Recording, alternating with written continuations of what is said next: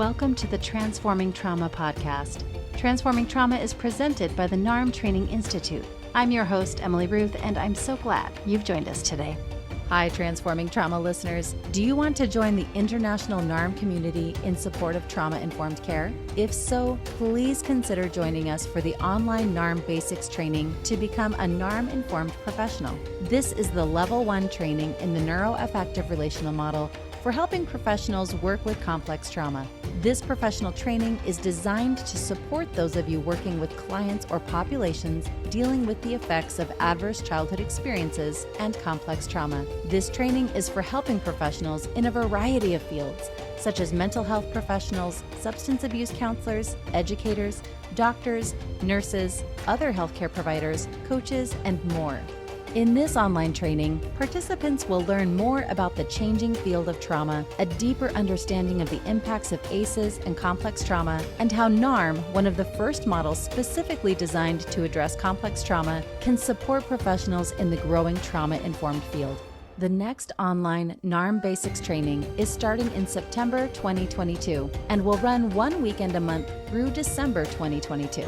60 continuing education units will be available for most helping professionals. Register now to reserve your spot. We hope you will join us in learning how to transform trauma. For more information and to apply to the online NARM Basics training, please visit narmtraining.com/online basics. And now for our interview. Iya Affo is a culturalist and historical trauma specialist who studies different cultures that have been impacted by oppression and collective trauma.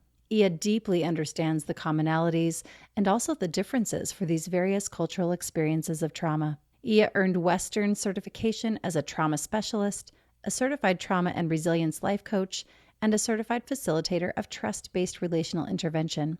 Iya is a descendant of the long line of traditional healers from the Benin Republic, West Africa, and has visited more than 25 countries around the world, residing in Native American, Yoruba, Buddhist, Hindu, and Taoist communities in various countries.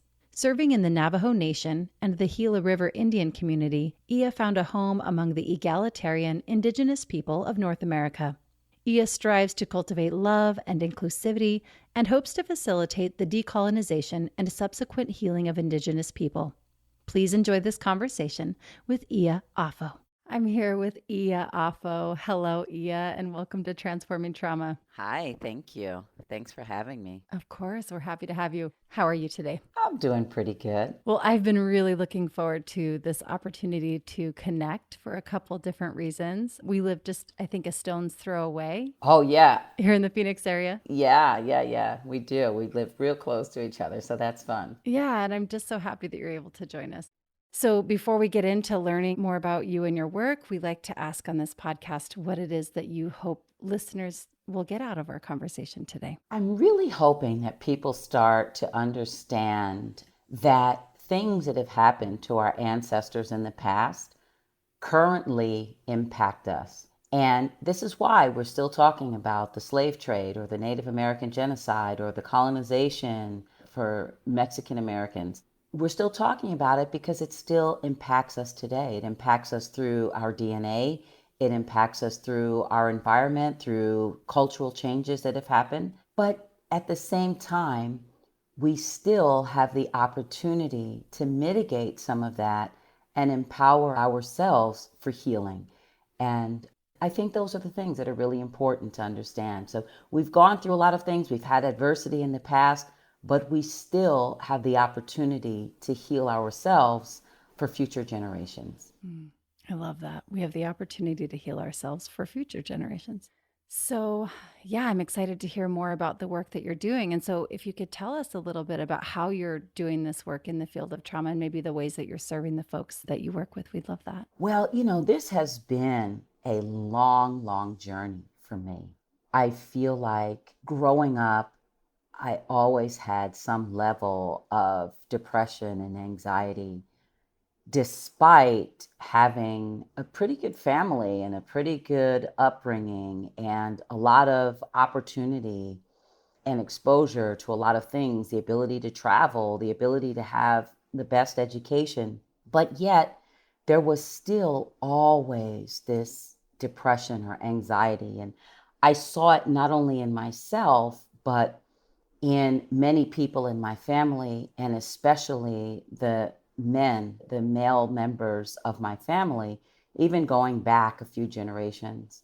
So by the time I got pregnant with my first son, it was extremely important for me to understand what happened, what's going on. And so I started really doing a lot of research. And there's a way in which it would have been fantastic if I could have gone to school for, like historical trauma back then.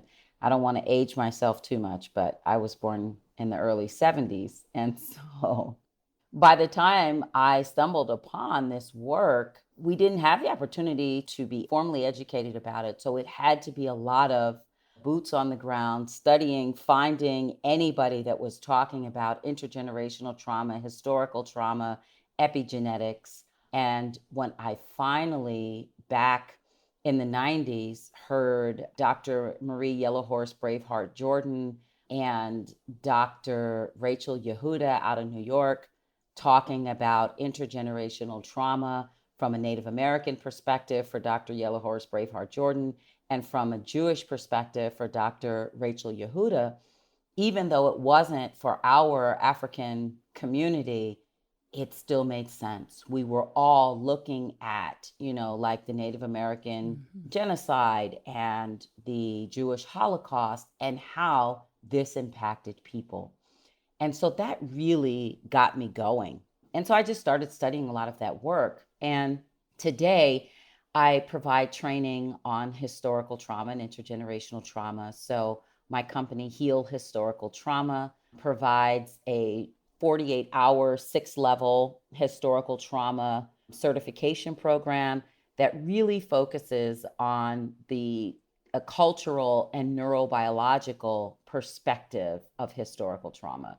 And then I work with different organizations from different sectors. So, like fire departments and police departments, hospitals, behavioral health, mental health providers, educators. So, from all different perspectives, we start to understand historical trauma from many different cultural perspectives, right? Like what happened with Mexican and Mexican Americans, or, Latinx people and Hawaiians, Native Americans, African Americans, what happened in the past and how does that manifest in people today? And I think this is really important work for educators, right? Whose students are walking to the classroom, especially we talked about living very close to each other, right? Yeah. And Arizona is just not that diverse. So every time we have a Black child walk into the classroom and they don't find children that look like them, or they don't find a teacher that looks like them, this activates the stress response system.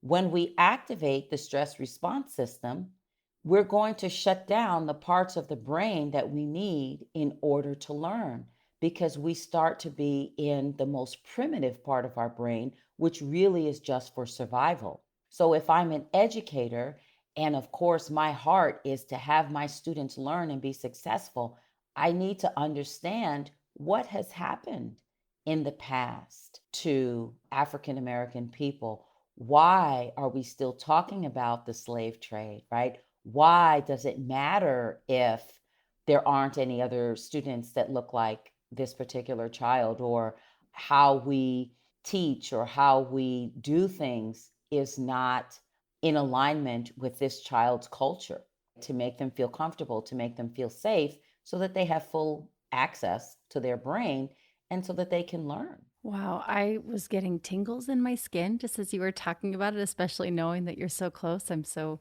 glad to know that you're doing this work in our community. And I have a couple questions. I wonder, is your training online? Can just anyone take your training? I mean, I heard you said that you work with different organizations. Yes, so the 6-level training can be taken by any individual.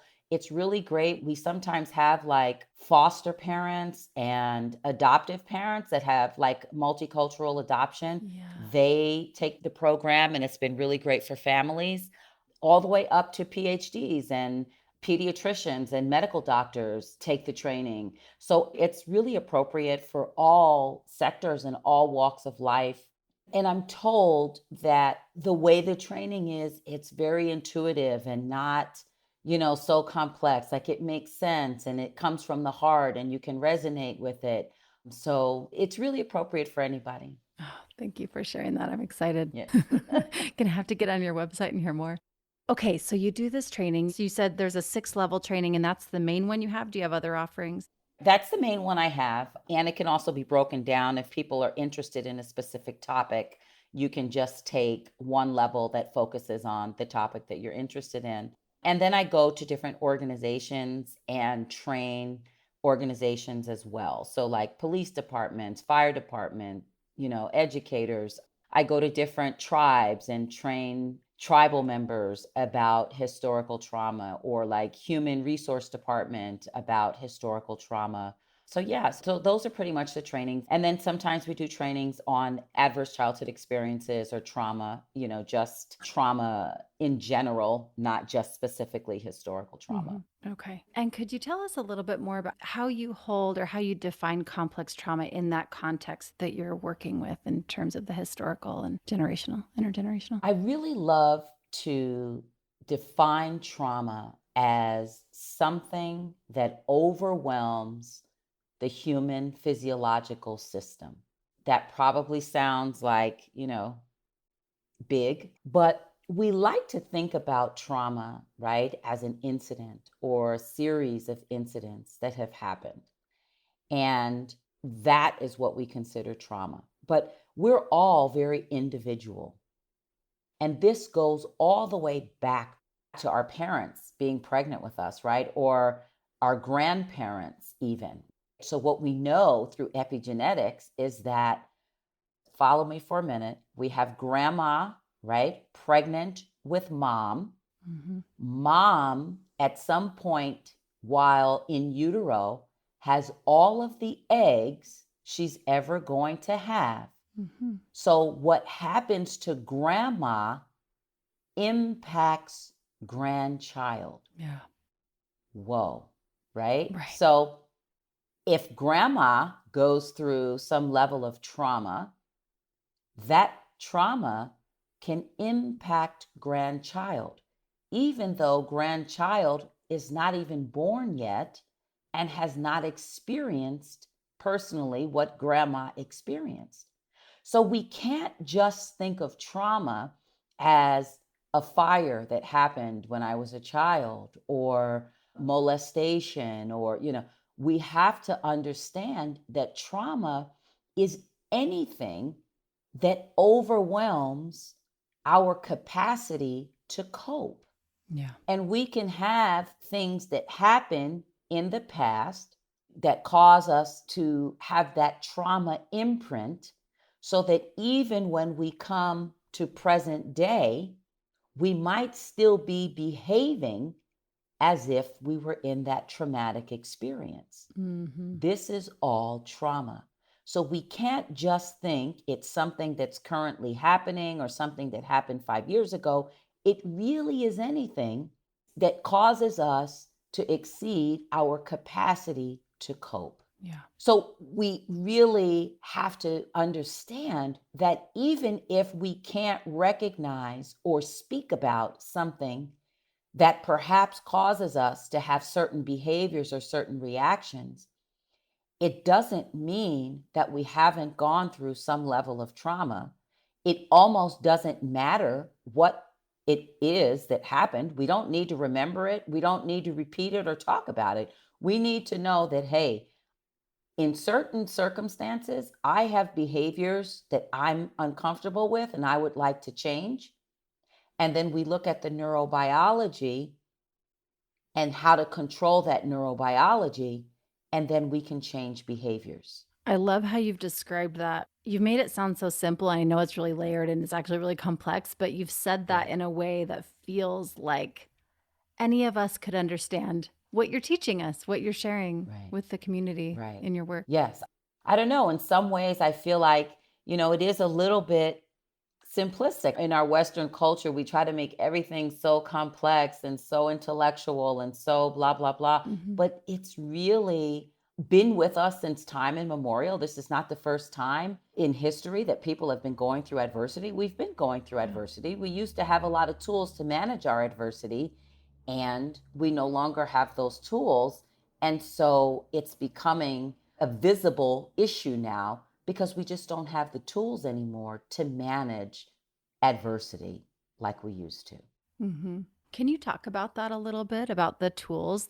And I don't know if that's Yes. something that's integrated into the work that you do. Do you do any kind of like reconnection with these tools that have Yes. been so lost in terms of different cultures have to share with us? Yes. And it's so funny because there's a cultural piece and then there's a day-to-day piece. So let's talk about them. Yeah, please. So here's a great example. Pre-COVID, right? Like we do everything now. We talk about everything pre-COVID, post-COVID, right? Okay, pre-COVID, I was asked to speak at a conference in Flagstaff. And at lunchtime, they brought in some dancers from the White Mountain Apache tribe.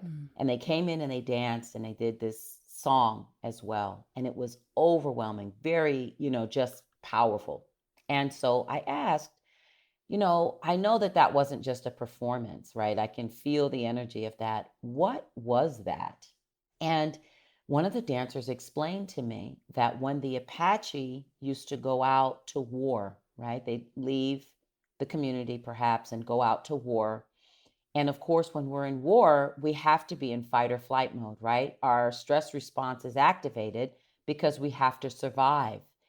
And we're going to see things that could potentially cause us to have trauma, right? We're going to see things that are overwhelming.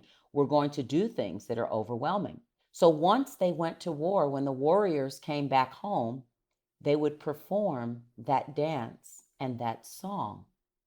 If we think about that in 2022 terms, wow, right? That was their debriefing, right? We know that when we send our soldiers to war, we bring them home and we debrief them. That was their debriefing. That's what they did to restore their neurological regulation before they rejoined the community and rejoined their families, right? So they became regulated before going back home. Because we know that if we are dysregulated, we have behaviors that are aggressive and abusive and hostile, or behaviors that make us want to run away and flee and withdraw, or behaviors that make us, completely shut down and, be completely turned off. So there was a way of doing that through traditional dance and song before people were stripped of their cultural identity, right? But even one step further is at some point, right, we became a society that valued capitalism, growth, and expansion. Everything was about gaining new territory, getting more money, growth. And we stopped prioritizing relationship. So I lived for a while in a very austere lifestyle in India. I lived in an ashram in India with my young son. And during that time, we didn't have any of the comforts of home, right? We lived in a very small flat. We slept on the floor. There was no air conditioning. We didn't have a refrigerator. I had to hand wash all of our clothes. The thing that scared me the most was hand washing these clothes, right? Because I thought, my son is 7. His school uniform is white on Tuesdays. And that's also gym day, PE day. So they're out playing in this red clay dirt, right? So get the idea of the 7-year-old with all the red clay dirt in the white uniform. The way we washed clothes was you'd go down to an area where they had these big rocks, and you would take the clothes and you would hit the clothes on the rock to loosen up the dirt and the debris. And after you spent time hitting the clothes on the rock, you had this scrubber thing, and you would scrub the clothes. So you'd have the banging, the banging, the banging. This, we know now, is neurologically regulating, right? That rhythm, the rhythm of the sound, the rhythm that you make when you're hitting the rock with the clothing. We now know in the field of trauma that this is neurologically regulating. So before we prioritize growth and expansion, right, and we did our own laundry with our hands, we had a way of continuously regulating throughout the day. Going on the long walks to get water is regulating. All of those things, we constantly had activities throughout the day that helped us to neurologically regulate. But once we shift to a system where I take my clothes and I put it in the machine to wash, and I get in the car and I drive, the car could be regulating if we're not dealing with traffic, and all these other things. Right. But it's not like walking to the well to get water that takes me 5 miles to walk to. So as we grew as a society, we started to lack all of those ways to regulate ourselves throughout the day. If we don't have the opportunity to regulate ourselves, our window of tolerance becomes smaller and smaller and smaller. Yeah. If I get up in the morning and the first thing I do is walk to get water, and then I start hand washing my clothes, and then I get involved with whatever chanting and prayer, in that particular tradition, that's how it is, and do whatever chanting and prayer, I've had several opportunities to have my brain release all of the feel-good hormones, right? I've had a lot of dopamine. I've had a lot of serotonin, a lot of endorphin, a lot of oxytocin. That helps me to manage the adversity that I'm going to face later on in the day, right? So if I no longer have those, practices, I'm starting the day already activated a little bit, right? Having stressors. Yeah. And I don't have a lot of opportunity to mitigate that with feel-good release, the hormones that make us feel good versus the hormones that keep us dysregulated. Yeah. I'm thinking about how so many of us might start the day even looking at our phone and opening email, or immediately, rather than going and regulating our systems, we're diving into more stress. That's right. Emails and social media and all of that. Exactly. And so we're diving into stress. So we're starting our day stressed. Yeah. Now, if we are people who also have historical trauma back here and current day, oppression, discrimination, racism, hate, on top of maybe socioeconomic issues, if we look at a scale of 1 to 10, and 10 is our capacity, right? 10 is at the top of our tolerance threshold, and we wake up at a 5, and then we open up the computer and we start the stress and the aggravation. By the time we get out of bed, we're at an 8 or a 9, right? It only takes a small thing to push us out of that window of tolerance. And now we're having behaviors that we're uncomfortable with, that embarrass us, and that have us acting in very primitive ways because we are in the most primitive part of our brain. When we see, and I really like to say this so people understand it, when we see people having primitive behaviors, it's not a measure of their civility or of their decency or their intelligence. It really is because they're operating in the most primitive part of their brain, perhaps because they're in that fight or flight response and at the top of their window of tolerance. That's so vital to know, of course, for ourselves and for anyone that has historical trauma, so that we can hold others with that same understanding. Like you said, when they're having these behaviors, if we can know, okay, that this is likely where that's coming from. It's not that they're not a decent human or whatever. It's coming from someplace else. Right. It's coming from someplace else, or that their culture is deficit in some kind of way. Right. No, we have so many layers. And I think it's appropriate here to talk about how trauma can be passed from one generation to the next, right? And I have to say, even before I go into that, not only can trauma be passed from one generation to the next, but so can positive experiences and benevolence and love and kindness be passed potentially for 14 generations, according to the Cherry Blossom Study, right? So it goes both ways. I love it. But let's give an example. Let's talk about it. If we go back 9 generations, and I have my ancestors that are living on the continent of Africa. We came from a place called Dahomey, which is now known as Benin Republic. So I have my ancestor, and he's on the continent going through his day-to-day activities, right? But he has heard that People are stealing Africans off the continent and taking them back to this new world where they're treated very poorly and really getting destroyed. Okay? He's going to start to do his day-to-day life in a very hyper-vigilant state of mind, state of being, because this is survival, right? So suddenly he's looking around. Is everything okay? Am I safe? Maybe his smell changes. Maybe he's able to discern. Is that the smell of an animal? Is that the human smell? Is that a human from my tribe? Is that a human that comes from Europe, right? Because our DNA is going to adapt to the environment in which we are in. So our genetic information doesn't change, the genetic code doesn't change, but how we express that genetic material does change. Okay, so now maybe his hearing. Suddenly, if he hears a stick break, he's going to know if that's an animal that broke that stick or a human that broke that stick.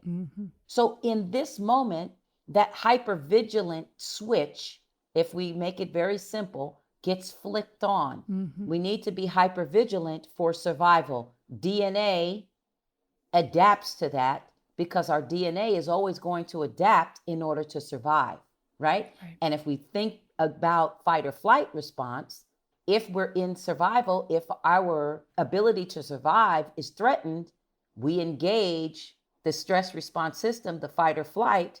Now we're in the most primitive part of our brain because we need to survive. Now, let's bring that forward 10 generations to my sons.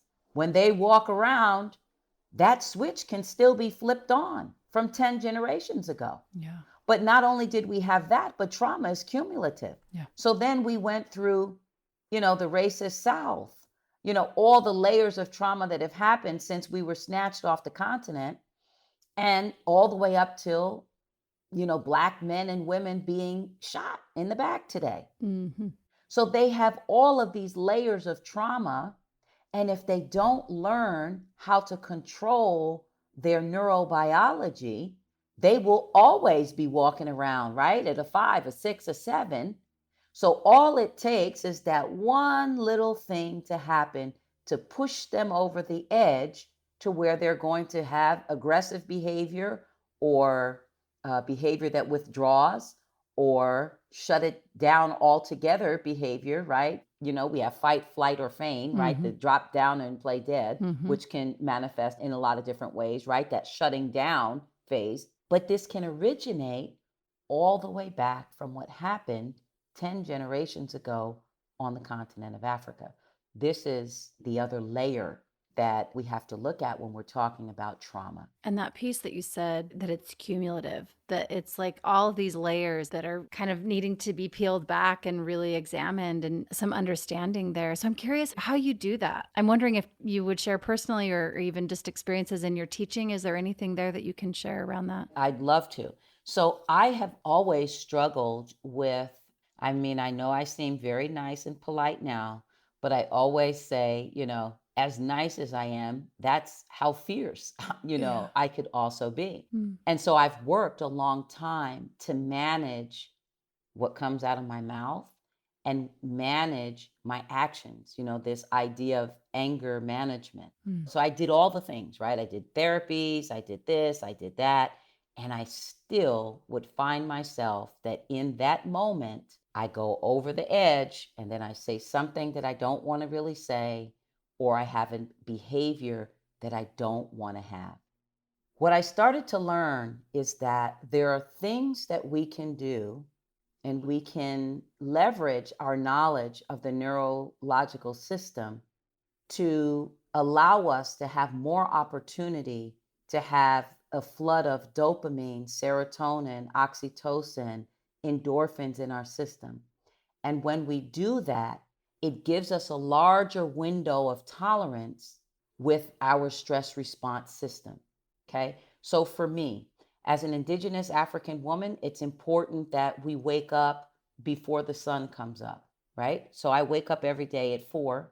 When I wake up at 4, I'm having behavior that's in alignment with my values. When we have behavior that's in alignment with our values, it activates the pleasure center of our brain, which then causes us to have dopamine and the feel goods released, which helps us to feel neurologically regulated, right? Right. So that's where I start. Number one, wake up at 4. I then go to the gym from 5 to 6.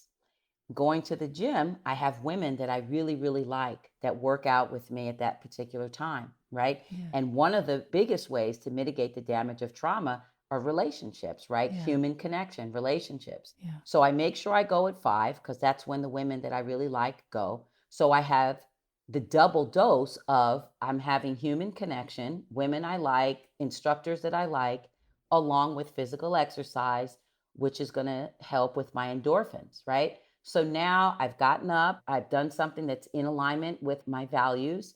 I have had positive human engagement because we always have a great time. Mm-hmm. I've then exercised my body. So I get all of the feel good hormones that get released when you exercise. When I drive home, I'm kind of nerdy with neurology. So I have this nerdy neurology podcast that I listen to. I love it. It's about 15 minutes a drive home. Yeah. But every time we learn new information, we also get a release of the feel goods. We get activation of the pleasure center of the brain, and we get dopamine release, so forth and so on. So this is also regulating, right? So just in the beginning, the first hours of my day, I have behaviors that cause me to have a release of the hormones that help my brain to feel safe and regulated. Wow. Right? Now, as I move throughout the day, I'm going to face adversity, right? But my window of tolerance is a little bit bigger because I started the day getting that good release of the good hormones.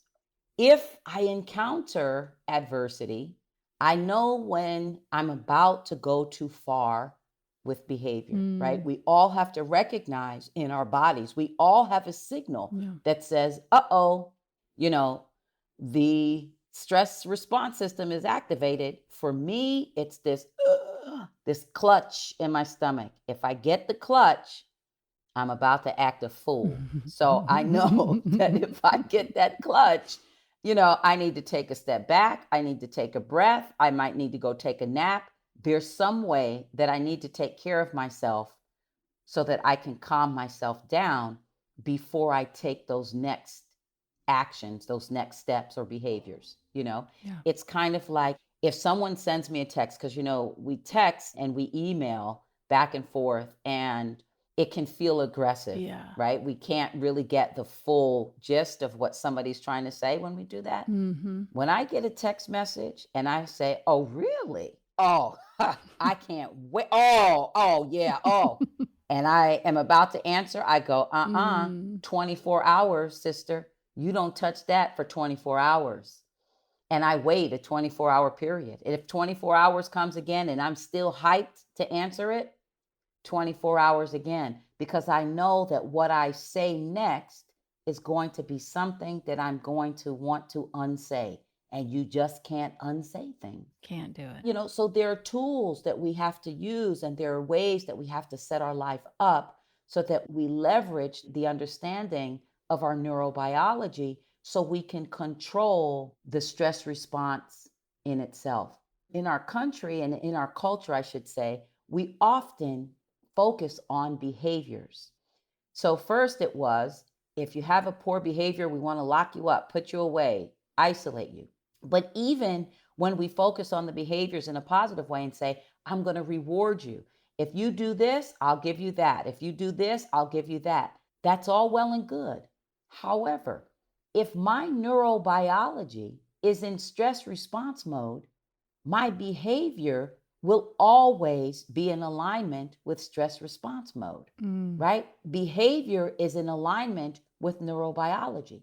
So no matter how much I want that treat that you're going to give me if I behave properly, if I don't learn to control my neurobiology, it doesn't matter what that treat is because my behaviors will remain the same. Wow, this is really hitting me in a different way. Like, this isn't completely new to me, but what feels most important to me in this moment, I'm hearing that like you're not bypassing the historical trauma. You're acknowledging it, you're creating space for that, and you're recognizing this neurobiological piece of we're going to honor what's going to support us in the moment. So I'm really appreciating that duality there of like, we can acknowledge both and we're not bypassing what's happened and what's true and what's real in the past and what is happening in the present. Like, that's what's really landing for me right now. That's awesome. I'm so glad. I'm really happy to hear that because that's what I want it to be. Like, this thing happened and we can't change that. And that is what it is. Yeah. But it's not the end of the story, right? It's not the end of our story.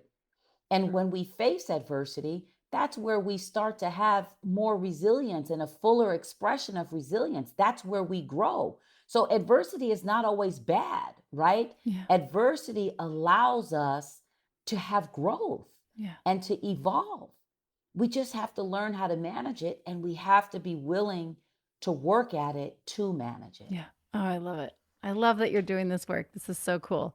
Well, I wondered if you could share, because you have talked about this kind of, there's the cultural piece of like supporting, you said you recognize as an African American woman waking up early in the morning, like there's something there that's supportive for you. So by 7 a.m., you've already engaged with all of these ways that like neurobiologically really support that window of tolerance. Yes. And so I'm wondering if there's any stories that you have with folks that you've worked with or in this realm of teaching that also kind of illustrate the work that you're doing, kind of putting it into action, boots on the ground. Yeah. Another big piece, and especially to support the historical trauma pieces, really has to do with reconnecting to cultural, ancestral, traditional ways of being.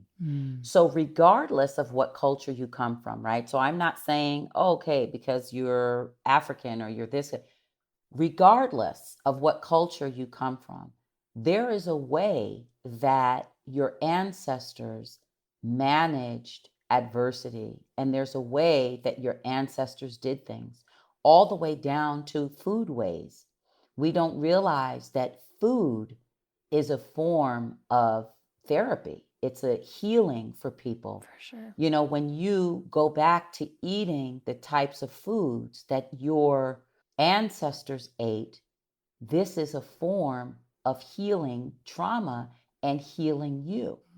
So we have a lot of people that go back to even just eating in traditional ways that their families ate. And even if we don't take it all the way back, 2 generations, 3 generations, even if we talk about the food that our grandparents cooked, the food that our parents cooked, just connecting back mitigates some of that damage. It's just so hard to sometimes describe, but I can remember, and there's definitely a lot to the food waste stuff, but I can remember living in China. And when I was in America, I never would eat Oreo cookies. Like, that's just, I'm a cookie eater, don't get me wrong. Yeah. It's just not like an Oreo cookie is probably not my thing. Like, I probably need a fresh cookie, or you know what I mean? Yeah, I do. When I was in China, I had a problem with Oreo cookies. Like, I continuously ate Oreos. And I realized at some point that it was because I was missing something about home. I was feeling empty a little bit about my roots in the United States. And I needed something that gave me that texture, that flavor, that, thing that I was familiar with.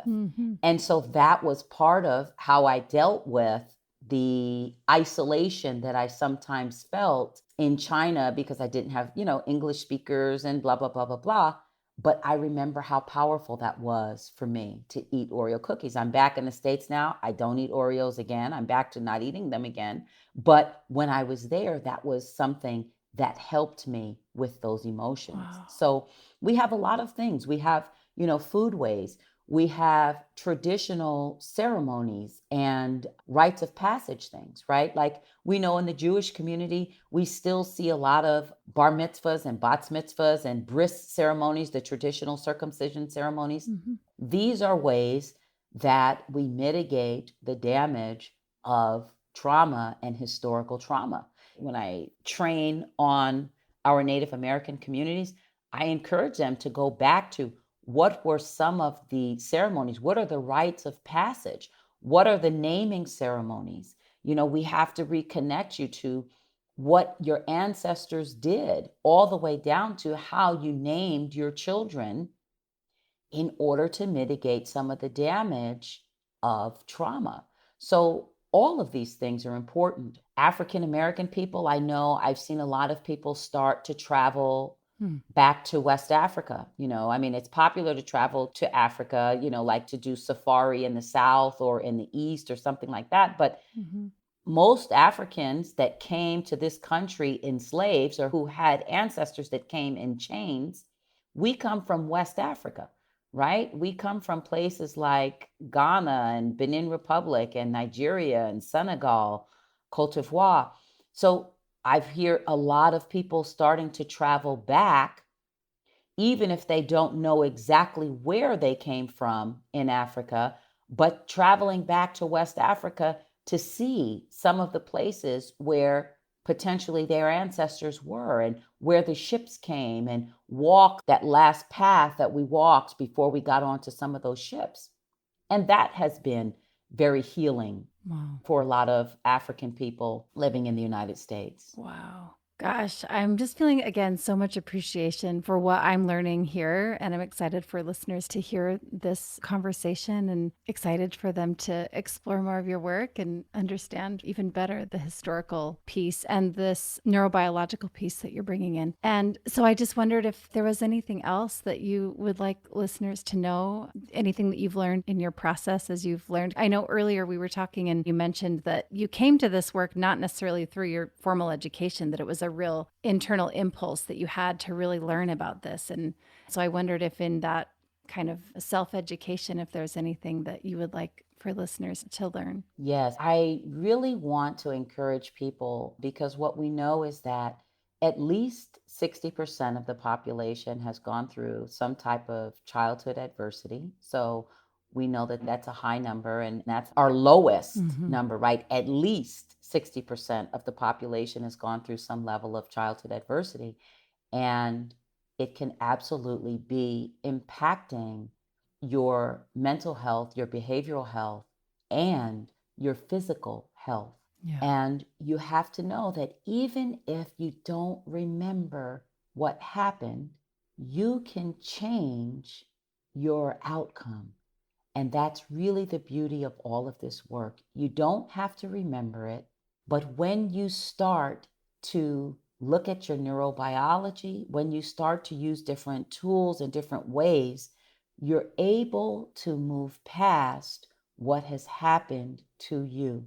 And even if you don't have access, like a lot of us don't have access to traditional mental health or behavioral health, keep researching. Research about adverse childhood experiences. Dr. Bruce Perry has a book with Oprah Winfrey, What Happened to You. It's a fantastic read. It will help you to validate some of the ways that you're feeling and some of the things that you're going through, and help you understand how to be kind to yourself and how to be kind to others, and how to really support people in this process. We have to move back to a time where we prioritize relationships, because relationships are at the top of healing any type of trauma. So if you're struggling with behaviors, you're struggling with anger management, you're struggling with what you say, you're struggling with addiction, all of those things, at the top of our list, human contact and human relationships.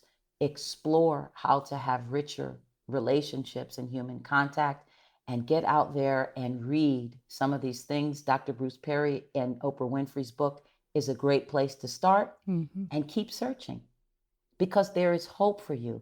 And what's even more beautiful is what you do today and how you change your life today has the potential to impact the next 14 generations. I just got chills with you saying that. That's so beautiful. And Yeah, thank you. I just so appreciate the humility and the curiosity that you have for individuals, for communities, for each person's specific experience and how they're relating to it. I just really appreciate that and appreciate the work that you're doing. Thank you so much, Iya. Thank you. Thank you so much for having me and having this opportunity to share the information. And where can folks find you? Where can they find your work and get in touch with? We'll put some links in the show notes, so tell us where to go. Sure. healhistoricaltrauma.com is my website, healhistoricaltrauma.com. And my email is healhistoricaltrauma@gmail.com. Wonderful. Thanks again, Iya. Thank you so much. Thanks so much for joining us for today's episode. To find more about our guest and their work, check the show notes or visit us at narmtraining.com/transformingtrauma. Hey, Transforming Trauma listeners. Please join us starting in September for our online NARM basics training to learn how to transform trauma. This training is available for helping professionals working with clients or populations dealing with complex trauma. Now more than ever before, it is essential that we learn how to resolve complex trauma and support post-traumatic growth. If you are looking for more advanced training in understanding the impacts of attachment, relational, developmental, and intergenerational trauma, and are working in healthcare, education, substance abuse recovery, or allied fields, join us for this Level 1 NARM training to become a NARM-informed professional. For more information and to apply, please visit narmtraining.com/online basics. Thanks to Andrea Klunder and the Creative Imposter Studios for producing and editing, to Tori Essex for our album art, and to Brad Kammer for the creation of this podcast. We look forward to building community, connection with you, and changing the world by transforming trauma.